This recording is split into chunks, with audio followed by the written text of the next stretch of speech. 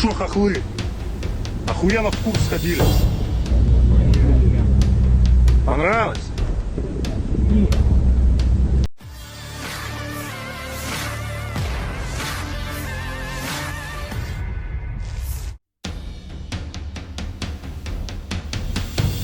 Angkatan bersenjata Rusia kembali merilis sebuah video yang mengejutkan warganet.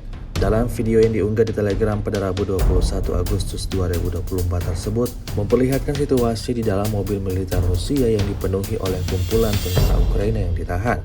Disebutkan dalam keterangan unggahan, para pejuang Ukraina ini berhasil ditangkap pasukan Moskow di wilayah Kursk. Ada lebih dari 10 tentara Ukraina yang tidak berani melawan pasukan Rusia dan berpasrah diri saat ditangkap.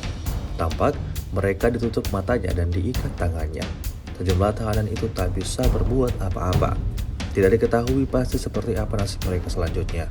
Video ini viral dan menuai beragam respon dari warganet.